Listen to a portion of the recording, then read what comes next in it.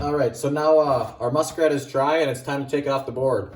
So first thing we're gonna do is just take a towel or a rag or anything that you use to dry stuff off, and you're just gonna give it a quick rub down. There's just a few little spots where the fat is sweating out, where you're gonna want to just get it dried off a little bit. Now just pull your pins out. You know, if you didn't have any holes, you're only gonna have 4 pins in here.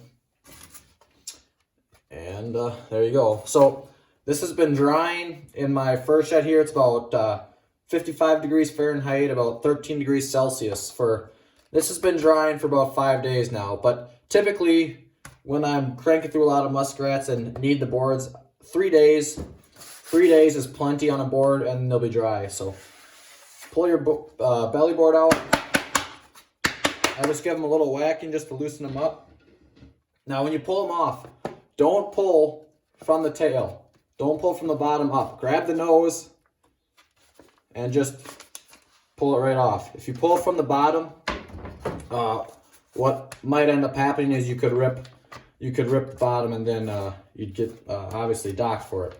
So as you can see, when we cut the edges real clean here, they look real nice. They're very presentable, clean. There's no grizzle hanging over the edge of them. The fur is all nice and clean on both sides. It happened like that. So our leg holes that we tucked in, they both closed up very nice. You can hardly see them. There's no holes, and the mouth is nice and clean here. So this is a nice clean rat. So one thing I like to do, if I just come in here, I'll reach in and I'll fluff them up just a little bit, and just make sure the fur is nice and fluffy in there, especially if you put them on a little damp or a little wet, which is all right, just not too wet. They're going to be a little matted in there, so just get it all nice and fluffed up in there. Now I got my little fur brush here. This is the fine comb, not the big comb that I use for larger animals, but this is a nice fine comb.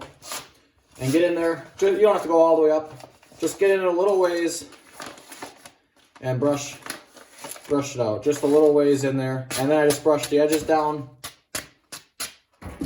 And as you can see, that looks very nice. Now, a little bit damp there yet. The tail, this is going to be the last part to dry is going to be that fat and around the butthole, where it's just a little bit longer. You don't want to cut that all off, because otherwise you're going to end up ripping up a huge hole down here. So leave that on there, but that's going to be the last place to dry. So you want to make sure when you take it off the board that at least the top is dry. The underneath is going to take a little while to dry, nice and hard, a good week and a half maybe, depending on your drying conditions.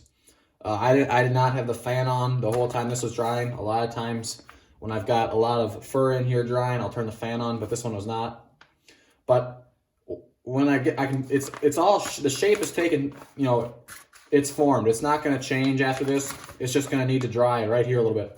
So I'm going to hang this up on a nail, just on a 2x4. It's just going to hang there, and it's going to dry the rest of the way. Once these are all completely dry, I take them and I just stack them in a box. You know, stack them together in a box, a cardboard box, so that they can still get air movement to them, but you know, they're protected and out of the way. I'll hang them on the nails until all my nails are full. I can hang about 40 muskrats up in here until all my nails are full. And then I'll just take them and I stack them in a box upright like this. And I just stack them in there. And they're not packed in there real tight, but they're not flopping around in there. I pack them tight enough where they're nice and snug. So that's how you take it off the board properly. Make sure you don't rip it, and make sure it's dry. So thanks for watching.